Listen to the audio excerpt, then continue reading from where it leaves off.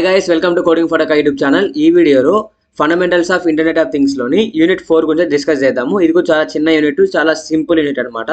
దీంట్లో నుంచి కూడా మీరు ఏ క్వశ్చన్ వచ్చినా రాయగలుగుతారు guys. So after this video మీరు ఇది వీడియో కానీ చూసి క్లారిటీగా ఫుల్ ఎక్కడ స్కిప్ చేయకుండా చూడండి. చాలా ఈజీగా చెప్తాను, క్లియర్గా అర్థమవుతుంది గైస్.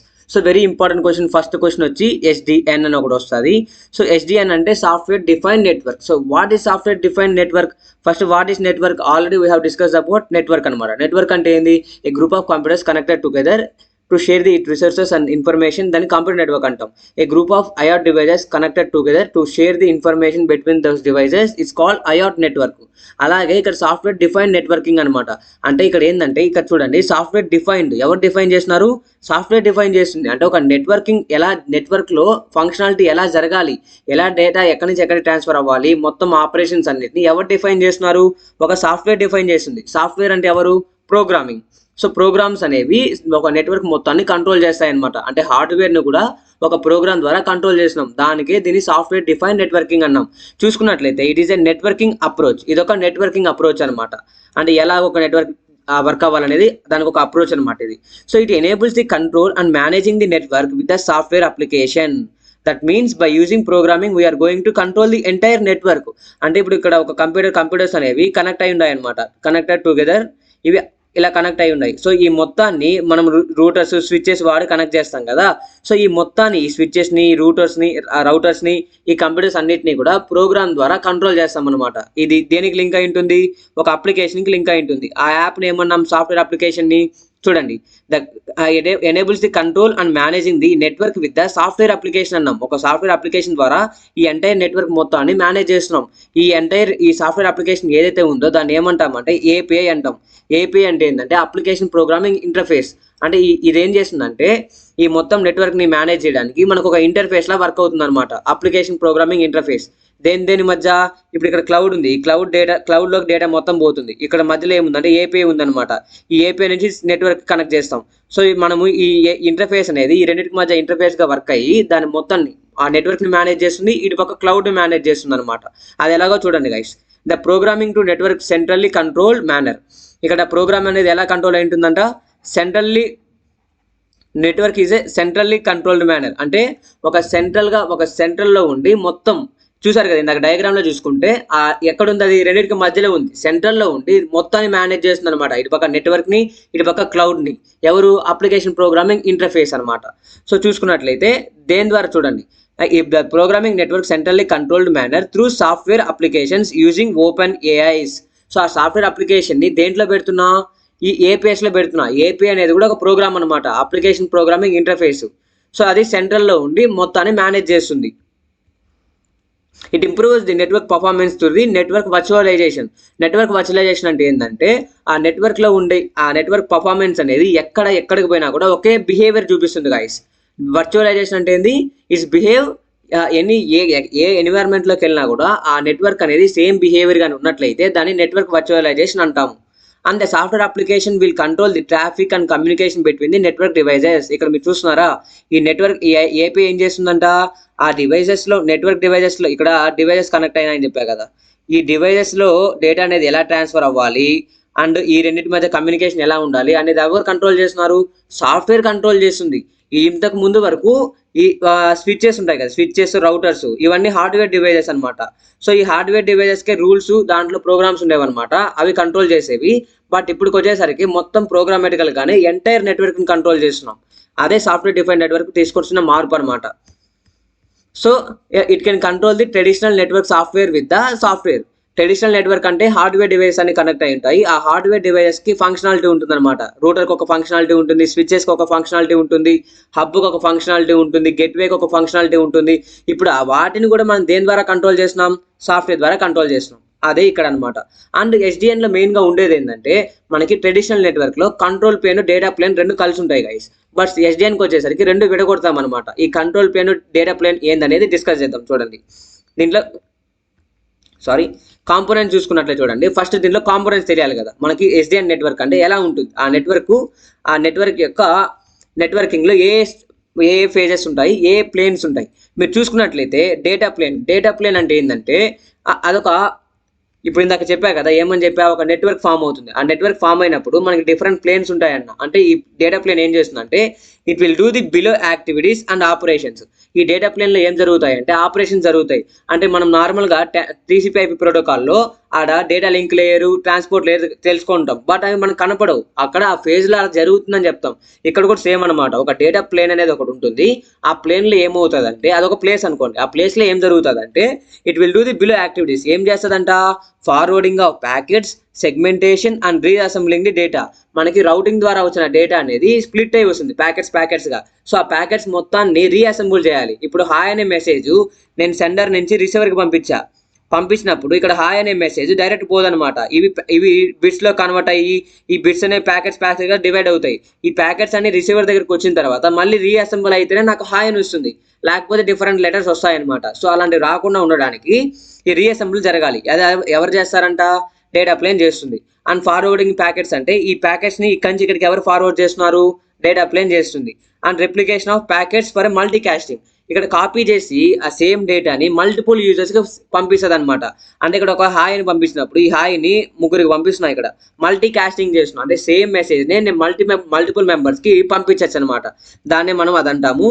అండ్ కంట్రోల్ ప్లేన్ ఉంటుంది. ఈ కంట్రోల్ ప్లేన్లో ఏం జరుగుతుందంటే ఇది ఒక హార్ట్ ఆఫ్ ది నెట్వర్క్ అనమాట. సాఫ్ట్వేర్ డిఫైన్ నెట్వర్క్కి ఇది ఒక హార్ట్లో పనిచేస్తుంది. ఒక బ్రెయిన్ అనుకోండి, ఒక బ్రెయిన్ ఒక హార్ట్ లాగా పనిచేస్తుంది.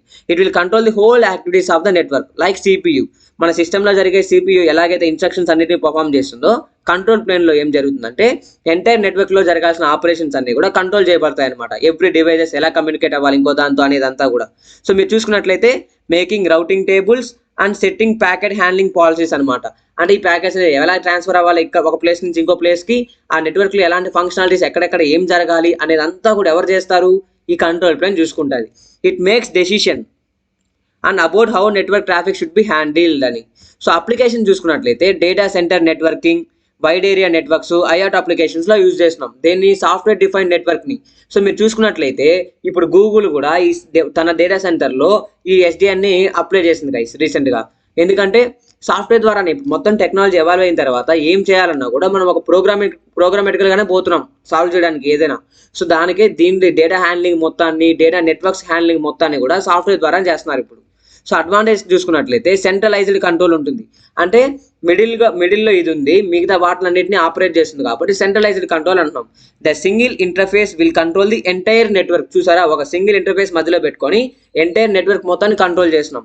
స్కేలబిలిటీ ఉంటుంది. అంటే అప్ అండ్ డౌన్స్ ఒక్కసారి ఎక్కువ ఓవర్లోడ్ అయినా కూడా హ్యాండిల్ చేస్తాము. లిమిటెడ్ యూజర్స్ నెట్వర్క్లో ఉన్నా కూడా హ్యాండిల్ చేస్తాం. అంటే ఇంటర్నెట్లో ఒక వెబ్ పేజ్ ఉంది, ఆ వెబ్ పేజ్కి 10,000 మంది ఒక్కసారిగా వచ్చి పడ్డారు, అప్పుడు హ్యాండిల్ చేస్తుంది. లేదు ఒక 100 మంది అప్లికేషన్లో ట్రాఫిక్ అనేది 100 మంది యూజర్సే ఉన్నా కూడా హ్యాండిల్ చేస్తుంది అనమాట. దాన్ని స్కేలబిలిటీ అంటాం. ఆటోమేషన్ అంటే ఏంటంటే హ్యూమన్ చేసే పనులు కూడా ఇదే చేసుకుంది అనుకో, దానంతకు అదే మిషన్, దాన్ని ఆటోమేషన్ అంటాం. So automate the many network management decisions via ప్రోగ్రామెటికల్గా మనం కోడ్ రాసిన తర్వాత డెసిషన్స్ అనేవి అదే తీసుకుంటుంది కంప్యూటర్. సో ఇక్కడ హ్యూమన్ యొక్క ఇంటర్వెన్షన్ అనేది తగ్గిపోతుంది గైస్, హ్యూమన్ యొక్క పని తగ్గిపోతుంది అనమాట. సో సాఫ్ట్వేర్ చేసుకోగలుగుతుంది. ఇక్కడ మీరు చూసుకున్నట్లయితే దీని యొక్క డయాగ్రామ్ చూడండి, SDN నెట్వర్క్ ఎలా ఉంటుంది. So these are the applications. ఏవి ఇక్కడ మీకు కనిపించేవంతా కూడా అవన్నీ యాప్స్ అనమాట. సో యాప్ 1, యాప్ 2, యాప్ 3 ఇవన్నీ డిఫరెంట్ అప్లికేషన్స్ అనమాట. IoT అప్లికేషన్స్ దేనికి కనెక్ట్ అయి ఉన్నాయి, ఈ కంట్రోల్ ప్లేన్కి కనెక్ట్ అయింది. ఇది ఒక కంట్రోల్ ప్లేన్ అనమాట. ఇది ఎలా ఉంది, ఇప్పుడు సెంట్రలైజ్డ్ ఉంది. ఇది కూడా చూసుకున్నట్లయితే కంట్రోల్ ప్లేన్ అనేది కూడా సెంట్రలైజ్డ్, అంటే మిడిల్లో ఉంది. ఒకే కంట్రోల్ ప్లేన్ ఉంది. అండ్ మల్టిపుల్ డేటా ప్లేన్స్ ఉన్నాయి. అంటే మల్టిపుల్ డేటా ప్లేన్స్ ద్వారా డేటా అనేది ఒక డేటా ప్లేన్ నుంచి ఇంకో డేటా ప్లేన్కి ట్రాన్స్ఫర్ అవుతుంది. అండ్ ఆల్ డేటా ప్లేన్స్ అనేవి ఎవరికి కనెక్ట్ అయి ఉన్నాయి, మన కంట్రోల్ ప్లేన్ కనెక్ట్ అయి ఉన్నాయి. చూడు ఇక్కడ ఈ డేటా ప్లేన్ కనెక్ట్ అయ్యింది, ఈ డేటా ప్లేన్ కనెక్ట్ అయ్యింది, ఈ డేటా ప్లేన్ దీనికి కనెక్ట్ అయ్యింది, దీనికి అండ్ ఇలాగా everything connected to each other and control plane కూడా కనెక్ట్ అయింది గైస్. అంటే డేటా అనేది ప్రతి దాని నుంచి ఒక డేటా ప్లేన్ నుంచి ఇంకో డేటా ప్లేన్కి పోతుంది. వీటి మధ్య రూటర్స్, స్విచెస్ అన్నీ ఉంటాయన్నమాట. ఇక్కడే రూటర్స్, స్విచెస్ అన్ని గేట్వేస్ అన్ని వాడతాం అనమాట. సో ఇవన్నీ ఆ డివైజెస్ని వాడి మనం డేటా ప్లేన్స్ అన్నిటిని కనెక్ట్ చేసుకొని కంట్రోల్ ప్లేన్ కనెక్ట్ చేస్తాం. డేటా అనేది మొత్తం కూడా ఈ రూటర్స్ ద్వారా డేటా ప్లేన్స్లోకి ఏమవుతుంది, ట్రాన్స్ఫర్ అవుతుంది. చూడండి ఇక్కడ ఏం రాసాను, సెంట్రలైజ్డ్ కంట్రోల్ ప్లేన్ అని రాసా. ఎందుకంటే మిడిల్లో ఉంది, ఒకటే ఉంది సెంట్రల్గా, ఇంకా మల్టిపుల్స్ కంట్రోల్ ప్లేన్స్ లేవు. బట్ ట్రెడిషనల్ నెట్వర్క్లో చూసుకున్నట్లయితే మల్టిపుల్ కంట్రోల్ ప్లేన్స్ ఉంటాయి గైస్. చూడండి ఒకసారి, ట్రెడిషనల్ నెట్వర్క్ అంటే ఏంటంటే it's a mostly convert network common networking approach అనమాట. ఇది uses fixed functions and dedicated hardware అనమాట.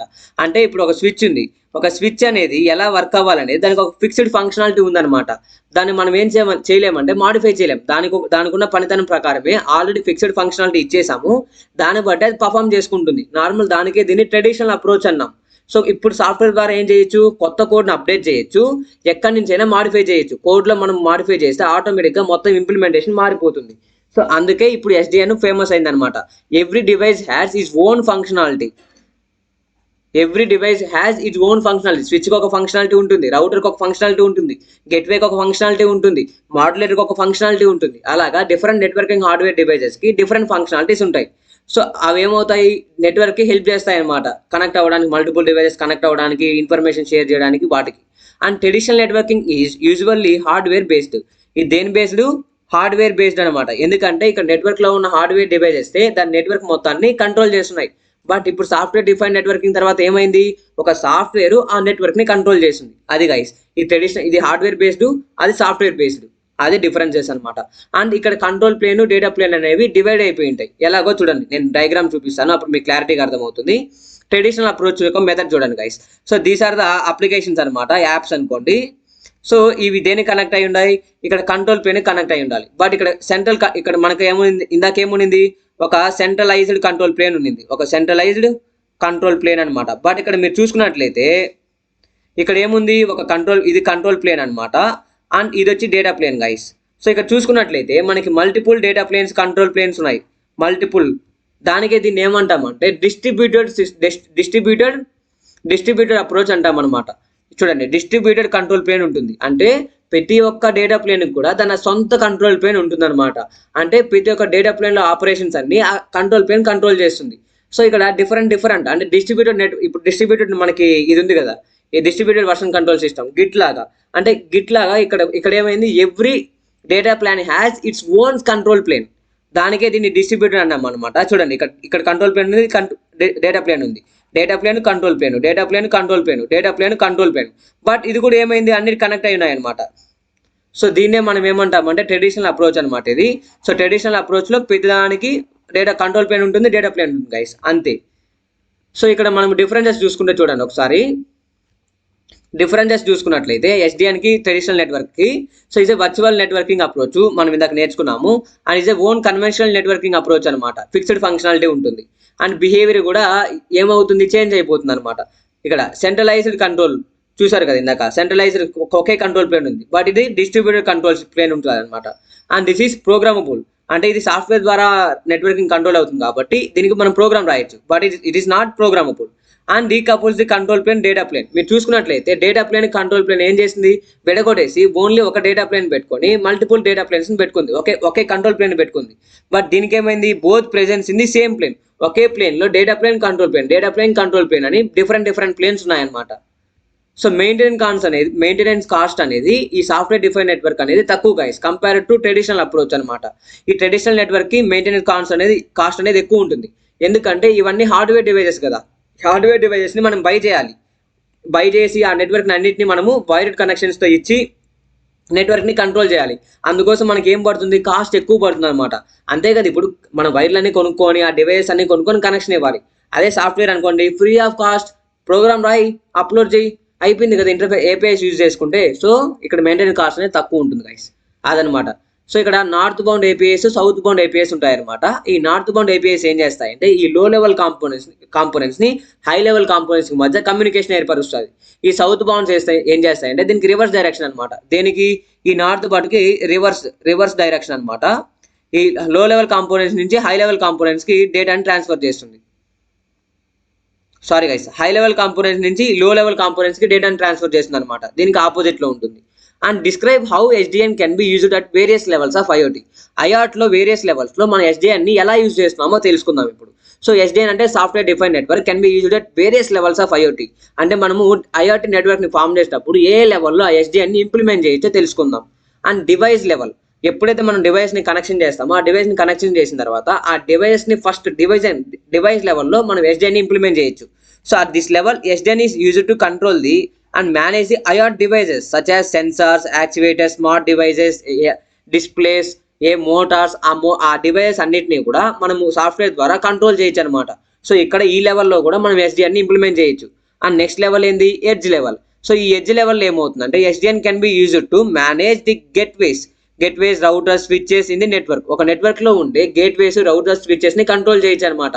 గేట్వే అంటే ఏం చేస్తుంది, ఈ నెట్వర్క్ ని ఇంటర్నెట్ కి కనెక్ట్ చేస్తుంది. ఇంటర్నెట్ కి ఏదైతే ఇంటర్నెట్ ఉంటుందో ఇంటర్నెట్ కి కనెక్ట్ చేయడానికి గేట్వేస్ ని యూజ్ చేస్తాం. స్విచెస్ అనేవి మనం మల్టిపుల్ డివైస్ ని కనెక్ట్ చేయడానికి యూజ్ చేస్తాం. రౌటర్స్ అనేవి కూడా సేమ్ గాయస్. అండ్ ఇక్కడ మీరు చూసుకున్నట్లయితే it will manage the optimise the data transmission. SDN అనేది దేంట్లో ఈ డివైస్ మధ్య కమ్యూనికేషన్ అండ్ డేటా ట్రాన్స్మిషన్ ని మేనేజ్ చేస్తుంది, సాఫ్ట్వేర్ ద్వారా మేనేజ్ చేస్తున్నాం. అండ్ ఫాగ్ లెవెల్ ఉంటుంది. ఈ ఫాగ్ లెవెల్ ఏమవుతుందంటే అది fog level can be used to manage the control the fog nodes. Fog nodes అంటే intermediate nodes guys. Intermediate nodes అంటే ఇక్కడ చూడండి, ఇక్కడ క్లౌడ్ ఉంది అండ్ ఇక్కడ గేట్వే ఉంది. గేట్వే ఏం చేస్తుంది, ఇంటర్నెట్ కనెక్ట్ చేస్తుంది అనమాట. మన ఎంటైర్ నెట్వర్క్, ఇక్కడ ఒక నెట్వర్క్ ఉంది మన నెట్వర్క్, దీన్ని తీసుకుని వెళ్ళి నెట్వర్క్ ఇంటర్నెట్ కనెక్ట్ చేసింది. ఆ ఇంటర్నెట్ కనెక్ట్ చేస్తే నేను డేటాని ఎక్కడ ట్రాన్స్ఫర్ చేసుకోవచ్చు, క్లౌడ్కి ట్రాన్స్ఫర్ చేసుకోవచ్చు. దీని మధ్యలో మనకి ఏముంటుంది అంటే ఇంటర్నెట్లో ఇంటర్మీడియట్ నోడ్స్ ఉంటాయి గైస్. ఈ ఇంటర్మీడియట్ నోడ్స్ ఉంటాయి అనమాట. ఈ ఇంటర్మీడియట్ నోడ్స్ ద్వారా డేటా అనేది ఏమవుతుందంటే ట్రాన్స్ఫర్ అవుతుంది. ఎక్కడి నుంచి, ఈ గేట్వే ప్లేస్ నుంచి క్లౌడ్కి. సో ఈ ఇంటర్నెట్ ఈ మధ్యలో ఉండే ఈ నోడ్స్ని ఏమంటున్నాం అంటే ఇంటర్మీడియట్ నోడ్స్ అంటాం. ఈ ఇంటర్మీడియట్ నోడ్స్నే ఫాగ్ నోడ్స్ అంటాం. ఆ ఫాగ్ నోడ్స్ని కూడా మనం కంట్రోల్ చేయొచ్చు అనమాట. దేన్ని యూజ్ చేసుకొని, సాఫ్ట్వేర్ డిఫైన్ నెట్వర్క్ని యూజ్ చేసుకొని.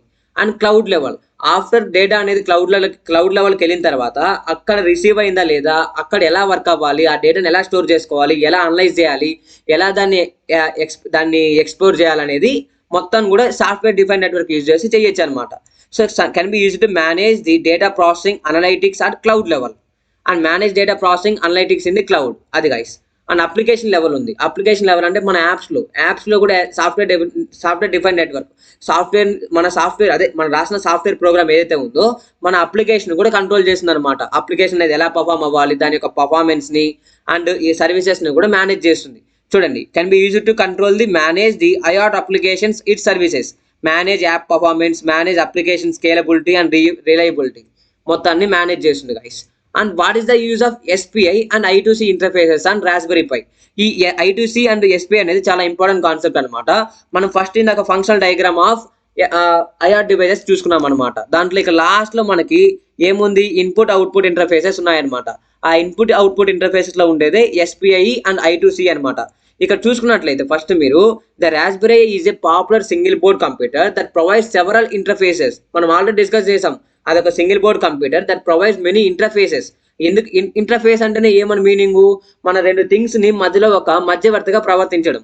సో ఇక్కడ సేమ్ అనమాట, ఒక ఇంటర్ఫేస్ అనేది రెండు డివైసెస్ మధ్య ఇంటరాక్ట్ అవ్వడానికి యూజ్ చేస్తుంది అనమాట, ఒక వేని ప్రొవైడ్ చేస్తుంది. సో దాంట్లో ఉన్నవే ఈ రెండు అనమాట. ఏది, serial peripheral interface and integrated circuit అనమాట. ఈ రెండు కూడా ఎందుకు యూజ్ చేస్తాము, ఈ IoT డివైజెస్ ని దాని మధ్య కమ్యూనికేషన్, ఎక్స్టర్నల్ డివైజెస్ ఉంటాయి కదా, సెన్సార్స్, యాక్టివేటర్స్, డిస్ప్లేస్, వాటిని రాస్బెరీ పైతో కమ్యూనికేషన్ బిల్డ్ చేయడానికి ఈ SPIని I2Cని యూజ్ చేస్తాం గైస్. సింపుల్ థింగ్ అనమాట, చాలా సింపుల్ థింగ్. చూడండి, SPI interface it is a synchronous serial communication protocol. Synchronous అంటే ఏంటంటే మన డేటా అనేది సెండ్ చేస్తున్నప్పుడు సెండర్ నుంచి రిసీవర్ కి సేమ్ రేట్లో వెళ్ళాలన్నమాట. ఇక్కడ నేను 10 bytes పంపిస్తే అక్కడ 10 bytes రీచ్ అవ్వాలి, అంతేగా. అంటే 10 bytes సేమ్ రేట్లో, 1 పంపిస్తే 1 రీచ్ అవ్వాలి. ఇక నేను 10 పంపించి అక్కడ 2 వస్తున్నాయి, నేను ఇంకో 10 పంపిస్తే మళ్ళీ 2 వస్తాయి అంటే ఇక్కడ సింక్రనస్ రేట్ ఏమవుతుంది, అసింక్రనస్ అయిపోతుంది అనమాట. డేటా అనేది కరెక్ట్ రేట్లో పంపించాలి, దాన్నే సింక్రనస్ అంటాం అనమాట. So serial communication protocol that allows the Raspberry Pi to communicate with the external devices such as sensor, displays, memory chips, అవన్నిటిని. సో ఇక్కడ మీరు చూసుకున్నట్లయితే it's a master slave protocol. ఇక్కడ మాస్టర్ ఎవరంటే రాస్బెరీ పై అండ్ స్లేవ్ ఎవరంటే external devices అనమాట. మీరు చూసుకున్నట్లయితే దీంట్లో ఓన్లీ 1 మాస్టర్ ఈజ్ దేర్. ఆ మాస్టర్ ఎవరు, రాస్బెరీ పై అనమాట. ఆ మాస్టర్ అనే వాళ్ళు ఈ స్లేవ్స్ ద్వారా ఏం చేసుకోవచ్చు, పని చేసుకోవచ్చు అనమాట, పని చేయించుకోవచ్చు కదా. ఏం పని చేయించుకుంటాడంటే దీని నుంచి డేటాను కలెక్ట్ చేసుకుంటాడు, దీని నుంచి వర్క్ చేపిస్తాడు అనమాట. యాక్టివేటర్స్ అనేవి అవుట్పుట్స్ లా పనిచేస్తాయి, దాని నుంచి మనం యాక్షన్స్ పర్ఫామ్ చేయొచ్చు. అండ్ సెన్సార్స్ అనేవి సెన్స్ చేసి డేటాని ఇస్తాయి. ఎవరికి ఇవ్వాలి, మాస్టర్కి ఇస్తాయి. ఆ మాస్టర్ ఎవరు, రాస్బెరీ పైకి. సో దాన్ని మన స్లేవ్స్ ని ఏం చేస్తామో పని చేయించుకుంటాం. వాళ్ళు పనోళ్ళు, సెన్సార్స్, యాక్టివేటర్స్ అన్ని కూడా పనోళ్ళు. ఈ రాస్బెరీ పై అనేది వాడు ధనవంతుడు, వాడు పనులు చేయించుకుంటాడు వీళ్ళ దగ్గర. And this interface consist of 4 pins ఉంటాయి అనమాట. 4 పిన్స్ చూసుకున్నట్లయితే ఫస్ట్ మీరు SCLK అంటే ఏంటంటే సీరియల్ క్లాక్ అనమాట. అంటే సీరియల్ క్లాక్ అంటే ఏంటంటే దీంట్లో ఒక బస్ ఉంటుంది. మీకు బస్ అంటే ఆల్రెడీ తెలుసు. బస్సులో మనం ఏం చేయొచ్చు, బస్సు అంటే నార్మల్ మనం ఎక్కే బస్సు కాదు గైస్, 10 మంది 20 మంది పోయే బస్సులు కాదు. ఈ బస్సు ఏంటంటే మన కంప్యూటర్ ఆర్కిటెక్చర్లో ఉండే ఆర్గనైజేషన్లో ఉండే బస్సు అనమాట, డేటా బస్సు. ఈ డేటా బస్ అంటే ఏంటంటే దీంట్లో ఈ బస్ పైన డేటాను పెడితే మనం ఒక సోర్స్ నుంచి డెస్టినేషన్కి డేటాను పంపించవచ్చు అనమాట. సో ఇక్కడ సీరియల్ క్లాక్ ఉంటుంది. ఈ సీరియల్ క్లాక్ అంటే ఏంటంటే ఒక క్లాక్కి ఒక 10 సెకండ్స్ అనుకోండి, ఒక క్లాక్ అంటే ఒక 10 సెకండ్స్ అనుకుంటే ఈ 10 సెకండ్స్లో ఎంత డేటా ఒక ప్లేస్ నుంచి ఇంకో ప్లేస్కి ట్రాన్స్ఫర్ చేయొచ్చు. ఈ క్లాక్ సిగ్నల్ జనరేట్ అవ్వాలన్నమాట. ఒక క్లాక్ సిగ్నల్ 10 సెకండ్స్ అంటే సిగ్నల్ జనరేట్ అయిన తర్వాత ఒక 10 సెకండ్స్లో ఆ డేటా అనేది ట్రాన్స్ఫర్ అవుతుంది. So it generates the clock signal for each data transfer. And ఇంకొక పిన్ ఉంటుంది, అదేంది ఎంఓఎస్ఐ అనమాట. ఎంఓఎస్ఐ ఈజీ గుర్తుపెట్టుకోవచ్చు మీరు. మాస్టర్ అవుట్ స్లేవ్ ఇన్ అంటే మాస్టర్ అవుట్ స్లేవ్ ఇన్ అంటే ఏంటంటే transfer the data from Raspberry Pi to the external device. Master నుంచి స్లేవ్స్ డేటా పంపించినట్లయితే దేని ద్వారా, బస్ ద్వారా, దాన్ని ఏమంటామంటే ఎంఓఎస్ఐ పిన్ ద్వారా పంపిస్తామన్నమాట. అలా కాకుండా ఎంఐఎస్ఓ అంటే ఏంటంటే master in slave out, slaves నుంచి డేటాను తీసుకుంటాం. ఎలా అంటే సెన్సార్స్ నుంచి రాస్బెరీ పైకి డేటా వచ్చేదాన్ని ఏ పిన్ ద్వారా వస్తుందంట, మాస్టర్ ఇన్ స్లేవ్ అవుట్, ఆ పిన్ ద్వారా వస్తుంది. అండ్ ఇక chip select, external device communicate with దేంతో రాస్బెరీ పైతో కమ్యూనికేట్ అవ్వడానికి ఒక చిప్ సెలెక్ట్ అని ఉంటుంది. అంటే మనము చిప్స్ ఉన్నాయి కదా, మెమరీ కార్డ్స్ అవన్నీ కూడా చెక్కడానికి ఒక స్లాట్ ఉంటుంది, దాన్ని ఏమంటున్నాము సిఎస్ అన్నాం, చిప్ సెలెక్ట్ అని. ఆ పిన్ 4 పిన్స్ ఉంటాయి, గుర్తుపెట్టుకోండి. And the interface is commonly used for the communicating with సెన్సార్స్తో కమ్యూనికేట్ అవ్వడానికి యూజ్ చేస్తున్నాం. Interfacing with display such as LCD, OLED. మనం చూసుకున్నట్లయితే చిన్న చిన్న ఎల్ఈడి అదే మనకు ఒక డిస్ప్లేస్ ఉంటాయి అనమాట. ఈ డిస్ప్లేస్లో మనం ఏం చేయొచ్చు, ఏదైనా ఒక టెక్స్ట్ని డిస్ప్లే చేయొచ్చు, చిన్న చిన్న ఆపరేషన్స్ని ఆ టెక్స్ట్లో చూపిస్తే పర్ఫామ్ చేయొచ్చు అనమాట. వీడియో గేమ్స్ ఉంటాయి, చిన్న చిన్న వీడియో గేమ్స్, దాంట్లో డిస్ప్లేస్ ఉంటాయి. అలాంటి డిస్ప్లేస్ని కూడా దీన్ని కనెక్ట్ చేయొచ్చు అనమాట, అది గైస్. అండ్ దీన్ని external memory such as flash memory, ఈ డబ్ల్యూప్రామ్ని యాక్సెస్ చేసుకోవచ్చు. దేని ద్వారా, చిప్ సెలెక్ట్ పిన్ ఉంది కదా, ఆ పిన్ ద్వారా. అండ్ ఇంటర్ఫేస్ ఇంటిగ్రేటెడ్ సర్క్యూట్స్ చూడండి ఒకసారి. ఇక్కడ the E2C interface is a synchronize serial communication protocol. ఈ రెండు same protocols guys, synchronize serial communication protocols అనమాట. That allows Raspberry Pi to communicate with other devices such as sensors, displays and microcontrollers. ఇక్కడ మీరు చూసుకున్నట్లయితే ఇందాక ఏం చెప్పాము, స్లేవ్స్తో మాత్రమే మనం కమ్యూనికేట్ అవ్వగలుగుతాం ఎక్స్టర్నల్ డివైజెస్లో. బట్ ఇక్కడ ఈ E2C ద్వారా ఏం చేయగలుగుతాం అంటే మైక్రో కంట్రోలర్ అనేది కూడా ఇంకొక టైప్ ఆఫ్ ఆర్డినో బోర్డ్ అనుకోండి, ఒక ఆర్డినో బోర్డ్ని రాస్బెరీ పై కనెక్ట్ చేయొచ్చు అనమాట.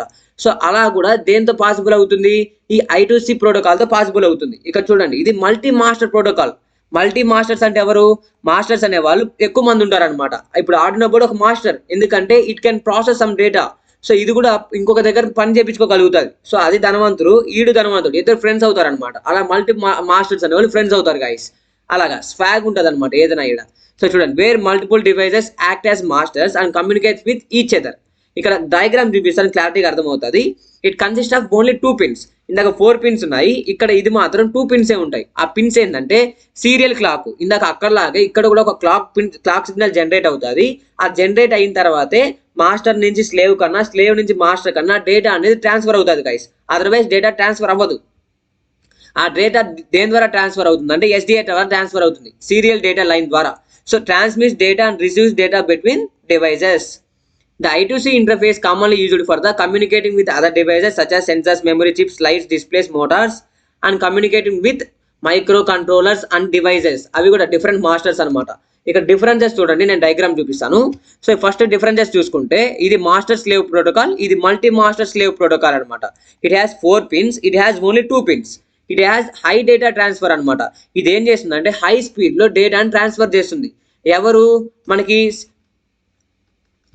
ఎవరు సీరియల్ పెరిఫరల్ ఇంటర్ఫేస్ అనేది. బట్ I2C మాత్రం మీడియం డేటా ట్రాన్స్ఫర్ రేట్లో డేటా అనేది ట్రాన్స్ఫర్ చేస్తుంది, లో టు మీడియం అనమాట. ఎందుకంటే దీనికి 2 పిన్సే ఉన్నాయి, దీనికి 4 పిన్స్ ఉన్నాయి అనమాట. And less flexible than the I2C, ఇది more flexible than the SPI అనమాట. సో ఇది ఇంకొక పాయింట్ అనమాట. ఎందుకు మోర్ ఫ్లెక్సిబుల్లో కూడా ఒకసారి చూద్దాం గైస్. ఇక్కడ చూడండి, ఇక్కడ ఎందుకు మోర్ ఫ్లెక్సిబుల్ అంటే ఇక్కడ మళ్ళీ మాస్టర్స్ కూడా ఉన్నారు. బట్ ఇక్కడ ఓన్లీ ఒక మాస్టరే ఉన్నాడు, మల్టిపుల్ స్లేవ్స్ ఉన్నారనమాట. ఎక్కువ మంది పనులు పెట్టుకొని ఏం చేస్తారు, ఎక్కువ మంది పనులు ఉన్నా కంట్రోల్ చేసే వాళ్ళు ఎక్కువ మంది కావాలన్నమాట. అలా ఉన్నప్పుడు దాన్ని ఫ్లెక్సిబుల్ అంటాం. దానికి I2Cలో మాత్రం more flexible than the SPI, ఎందుకంటే మల్టిపుల్ మాస్టర్స్ ఉన్నారు కాబట్టి. So SPI used for the high speed communication with devices that require a clock signal. ఆ క్లాక్ సిగ్నల్ కావాల్సిన చోట దీన్ని SPI యూజ్ చేస్తామన్నమాట. అంటే while I2C is used for the low to medium speed communication with devices that require more flexible multi master protocol ఎక్కడైతే అవసరం అవుతుందో ఆ ప్లేస్లో ఈ I2Cని యూజ్ చేస్తాం. లేదు డేటా కమ్యూనికేషన్ అనేది హై స్పీడ్లో జరగాలనుకునే దగ్గర SPIని యూజ్ చేస్తాం అనమాట. చూడండి డయాగ్రామ్ చూడండి గైస్ ఇక్కడ. సో ఇది SDI డేటా ప్లేన్, ఇది బస్ అనమాట. ఈ బస్లో 2 లైన్స్ ఉంటాయన్నమాట. ఒక డివైస్లో ఈ రాస్బెరీ పైలో ఒక I2C అనే ఒక ఇంటర్ఫేస్ ఉంది. ఆ ఇంటర్ఫేస్ లో బస్ ఉంటుంది. ఆ బస్ లో 2 లైన్స్ ఉంటాయి. ఒక లైన్ ఏమో SDA అండ్ ఇంకొక లైన్ ఏమో SCL. ఈ SCL అంటే ఏంటంటే మనం ఇందాక చూసుకున్నట్టు సైకిల్ జనరేట్ చేస్తుంది. సో సెలెక్ట్ సైకిల్ చూసుకున్నట్లయితే ఒక సైకిల్ ఎవరు ఇప్పుడు మాస్టర్ అనేది ఇక్కడ యాడ్ అయింది. ఆర్డినో ఇది మల్టీ మాస్టర్ ప్రోటోకాల్ కదా. సో ఒక మాస్టరు రెండింటికి అటాచ్ అవుతాడు. రెండు లైన్స్ కి ఒక మాస్టర్ అనేవాడు అటాచ్ అవుతాడు. అండ్ సెన్సార్స్ ఇవన్నీ కూడా స్లేవ్స్ అనమాట. సో స్లేవ్స్ అనేవి కూడా బోత్ లైన్స్ కి అటాచ్ అవ్వాలి. సో రెండు కనెక్ట్ అయిన తర్వాత నువ్వు డేటాని పంపించాలనుకో, ఫస్ట్ ఒక క్లాక్ సిగ్నల్ ని జనరేట్ చేయాలి. ఆ సిగ్నల్ ఎవరికి వెళ్తుందంటే మాస్టర్ నుంచి స్లేవ్కి వెళ్తుంది అనమాట. మాస్టర్ నుంచి స్లేవ్కి. ఇప్పుడు నేను ఇక్కడ ఈ మాస్టర్ నుంచి ఆర్డినో బోర్డ్ నుంచి డేటాని సెండ్ చేయాలనుకుంటున్నా. దేనికి? ఈ సెన్సార్కి. అప్పుడు ఈ సెన్సార్స్ ఎప్పుడు డేటాని ఇస్తాయన్నమాట. కాబట్టి ఈ సెన్సార్ నుంచి నేను డేటాని తీసుకోవాలనుకున్నట్లయితే ఈ సెన్సార్ దేనికి కనెక్ట్ అయింది? ఈ SCLకి కనెక్ట్ అయింది కదా. ఈ నుంచి కంట్రోల్ సిగ్నల్ ఒకటి జనరేట్ చేస్తా. ఆ కంట్రోల్ సిగ్నల్ అనేది ఎవరికి వెళ్తుంది? ఈ మాస్టర్కి వస్తుంది. ఈ మాస్టర్కి వచ్చిన తర్వాత ఈ సెన్సార్ అనేది డేటాని తెచ్చి దీనిపైన పెడుతుంది. ఈ పాయింట్ దగ్గర పెడుతుంది. ఈ బస్ పైన ఈ లైన్ పైన పెడుతుంది. ఈ లైన్ లో నుంచి ఈ మాస్టర్ అనేది ఏం చేస్తుంది? ఆ డేటాని తీసుకుంటుంది గైస్. దానికోసం యూజ్ చేస్తాం అనమాట. ఇక్కడ చూడండి, చదివితే మీకు క్లారిటీగా అర్థమవుతుంది. చూడండి, master and slaves are communicate on the same bus పైన ఇద్దరు కమ్యూనికేట్ అవుతారు. It contains the bidirectional lines for communication. దీనిలో 2 లైన్స్ ఉంటాయి కమ్యూనికేషన్ కోసం. డేటాను సెండ్ చేయడానికి ఒకటి, క్లాక్ సిగ్నల్ జనరేట్ చేయడానికి ఒకటి. అండ్ ట్రాన్స్మిషన్ రేట్ అనేది రిసీవింగ్ రేట్ కి ఈక్వల్ గా ఉండాలి. అంటే ఇక్కడ నేను 10 bytes పంపిస్తే ఇక్కడ 10 bytes రీచ్ అవ్వాలన్నమాట. అంటే ఒక సెకండ్ కి అంత డేటాను పంపిస్తే. అంతేగాని ఇక్కడ నేను 10 పంపిస్తే 2 వచ్చింది అనుకోండి, దాన్ని అసింక్రనస్ అంటాం. కాబట్టి సింక్రనస్ లో ఉండాలి. And first the clock signal is generated from the master to the slaves through the clock line. ఇందాక చూసాం కదా, SCLకి దాంట్లోంచి డేటా ఏమవుతుంది? ఒక క్లాక్ సిగ్నల్ పోతుంది. ఎవరికి? మాస్టర్ నుంచి స్లేవ్కి. And master device transmit the data through the data line. చెప్పా కదా, SDI నుంచి డేటా అనేది ట్రాన్స్ఫర్ అవుతుంది. చూడండి, ఇది SDI. దీని నుంచి డేటా ట్రాన్స్ఫర్ అవుతుంది అన్న. దీని నుంచి ఏం పోతుంది?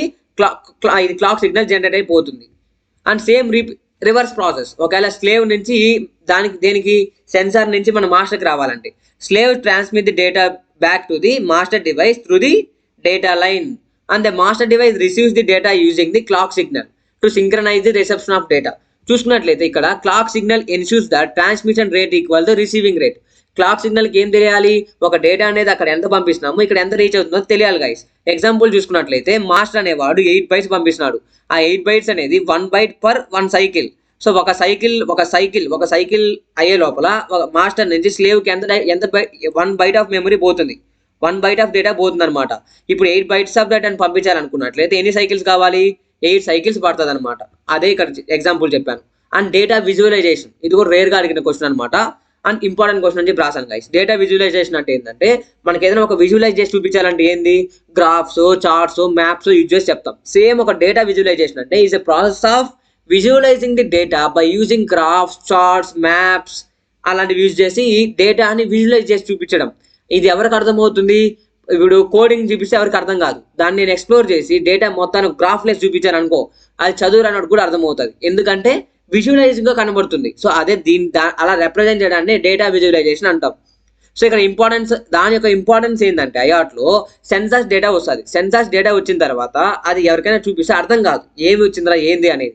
సో దాన్ని విజువలైజ్ చేసి చూపించామనుకో అర్థమవుతుంది. అలాంటి వాటికి ఐఆర్ట్ యొక్క డేటాను కూడా విజువలైజ్ చేసి చూపించాలి. కాబట్టి దాని యొక్క డేటా విజువలైజేషన్ ఇంపార్టెన్స్ ఉందన్నమాట. In the context of IR, data visualisation plays a crucial role in the extracting insights from the vast amount of data. Vast అంటే లార్జ్ అమౌంట్ ఆఫ్ డేటా నుంచి ఇన్సైట్స్ ని gather చేసి మనం ఏం generate చేస్తున్నాం?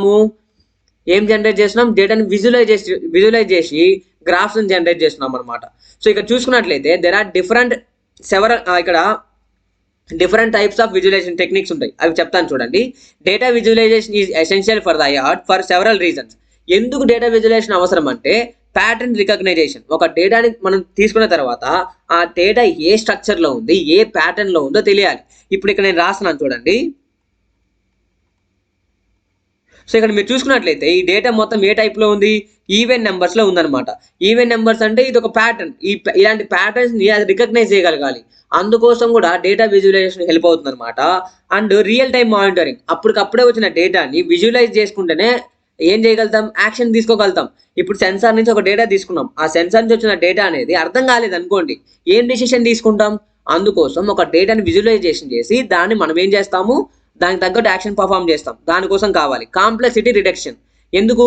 Data visualisation simplifies the complex IR data, making it easier to understand and analyse the even for non technical stakeholders. నేను నాకు చెప్పాను కదా, ఎవరికి అసలు ప్రోగ్రామింగ్ నాలెడ్జ్ లేనోడికి కూడా ఆ డేటా ఎలాగ ఉంటుంది, ఏ ఫార్మేట్లో ఉందో అర్థం కానోడికి కూడా విజువలైజేషన్ చేసి చూపిస్తే ఈజీగా అర్థమవుతుంది. అందుకోసం ఒక కాంప్లెక్సిటీ, అలాంటి మైండ్ సెట్ని కూడా రిమూవ్ చేయడానికి వాడతాం అనమాట. And common techniques, visualisation techniques in the IR. ఏ విజువలైజేషన్ టెక్నిక్స్ యూజ్ చేసుకొని డేటాని విజువలైజ్ చేస్తామో చూడండి guys. Time series analysis, visualising the patterns in the data over time. అప్పటికప్పుడే వచ్చే డేటాని మనం అనలైజ్ చేసి ఏం చేస్తున్నాం, చార్ట్స్ జనరేట్ చేస్తాం అనమాట. అండ్ స్కాటర్ ప్లాట్స్ అనమాట. ఈ స్కాటర్ ప్లాట్స్ అనేవి కూడా ఏం చేస్తాయంటే visualisation relationship between the multiple variables. So ఇప్పుడు సెన్సార్ ద్వారా వచ్చిన డిఫరెంట్ టైప్ ఆఫ్ పారామీటర్స్ ఉంటాయి, ఎన్విరాన్మెంటల్ పారామీటర్స్, టెంపరేచర్, హ్యూమిడిటీ, ఇవన్నీ రిలేటెడ్ ఉంటాయి కదా. ఎందుకంటే టెంపరేచర్ అనేది తక్కువ ఉంటే హ్యూమిడిటీ ఎంత ఉంటుంది, ఇవంతా రిలేటెడ్ ఉన్నది కదా డేటా మొత్తం. సో అలాంటి డేటా మొత్తాన్ని రిలేషన్స్తో చూపించాలనుకున్నట్లయితే స్కేలర్ ప్లాట్స్ యూజ్ చేయొచ్చు అనమాట. అండ్ గాగ్ చార్ట్స్ ఎందుకు వాడతామంటే displaying the metrics like temperature, pressures, దాని యొక్క మనము చూపించడానికి గాగ్ చార్ట్స్ని యూజ్ చేస్తాం guys. So tools for the IR data visualization, దానికోసం యూజ్ చేసే టూల్స్ చూడండి. Tableau, power BI, Matplotlib JS, ఇది జావా స్క్రిప్ట్ టూలు లైబ్రరీ. ఇది మ్యాట్ ప్లాట్ అనేది పైథాన్ లైబ్రరీ. ఈ టేబుల్ యూ అనేది ఒక సాఫ్ట్వేర్, పవర్ బిఐ అనేది ఒక సాఫ్ట్వేర్ అనమాట. దీన్ని యూజ్ చేసుకొని డేటాని మనం విజువలైజేషన్ చేయొచ్చు అనమాట. And the role of data handling and analytics in IR చూడండి, 2 minutes కవర్ చేద్దాము. ఇది కూడా చాలా ఇంపార్టెంట్ టాపిక్ అనమాట. డేటాని హ్యాండ్లింగ్ చేయాల్సిన అవసరం ఏముంది ఐఆర్లో? ఎందుకంటే ఒక డేటా సెన్సార్ ద్వారా వచ్చిన డేటా అనేది ఫస్ట్ మనం క్లీన్ చేయాలి, మనకు ఒక ప్రాపర్ ఫార్మేట్లోకి తేవాలి. ఆ తర్వాతే దాన్ని ప్రోగ్రామేటికల్గా మనం ఏం చేయగలుగుతాం, యాక్షన్ తీసుకోగలుగుతాం. ఏదైనా ఒక యాక్షన్ తీసుకోగలుగుతాం, ఫస్ట్ దాన్ని ఒక ఫార్మేట్లోకి తేవాలి. అందుకనే డేటాని హ్యాండిల్ చేయాలన్నమాట. ఎందుకంటే నల్ వాల్యూస్ ఉండొచ్చు, ఇంటరప్ట్ ఉండొచ్చు, ఏదైనా నాయిస్ డేటా రావచ్చు. ఇప్పుడు సెన్సార్ ఏది ఒక సౌండ్ సెన్సార్ ఉంది, ఆ సౌండ్ సెన్సార్ ద్వారా వచ్చిన నాయిస్ ఎక్కువ ఉంది అనుకోండి, అసలు మనకి దాంట్లోంచి ఒక ఇన్పుట్ కూడా ఉండదు. సో అలాంటి టైప్ ఆఫ్ డేటాని మనం ఏం చేయాలి, రిమూవ్ చేయాలన్నమాట. అంతే కదా. ఇప్పుడు నేను పాటలు పెట్టా, దానికి నాయిస్ ఎక్కువ అయిపోయింది. ఆ సెన్సార్ సెన్స్ చేసిన డేటా అనేది నాయిస్ ఎక్కువ ఉంది, దాంట్లో క్లియర్ కట్ ఇన్పుట్ లేదు. అందుకోసం దాన్ని రిమూవ్ చేయడానికి డేటాని హ్యాండిల్ చేయాలి. is a process of managing and handling the data which is generated from the different IoT sensors devices. And data ingestion అంటే ఏంటంటే collecting the data, processing the data from various IoT devices. Sensors నుంచి కానీ different IR devices ఏవైతే ఉంటాయో అన్నిటి నుంచి డేటాని తీసుకొని దాన్ని ప్రాసెస్ చేస్తాం, దాన్ని ఇంజెక్షన్ అంటున్నాం. అండ్ డేటా స్టోరేజ్, దాని డేటాని తీసుకున్న తర్వాత ప్రాసెస్ చేసిన తర్వాత దాన్ని ఒకసారి స్టోర్ చేయాలి మెమరీ చిప్స్లో. దానికి కూడా మనకి ఏం కావాలి, దాన్ని కూడా డేటా హ్యాండిల్ చేసినట్టే కదా. So storing and managing the large volumes of IR data. ఈ ఐఆర్ డివైజెస్ నుంచి వచ్చిన డేటా మొత్తము లార్జ్ అమౌంట్స్లో కానీ ఉన్నట్లయితే దాని మొత్తాన్ని మనం ఏం చేయాలి, స్టోర్ చేయాలి ఒక ప్లేస్లో. దాన్ని కూడా డేటా హ్యాండ్లింగే అంటాం. అండ్ డేటా ప్రాసెసింగ్, ఒక డేటా వచ్చిన తర్వాత ఆ డేటా మొత్తాన్ని రిమూవింగ్ నల్ వాల్యూస్ తీసేసి ఒక ప్రాపర్ ఫార్మేట్లోకి తేవాలి, దాన్ని ట్రాన్స్ఫార్మింగ్ అంటాం.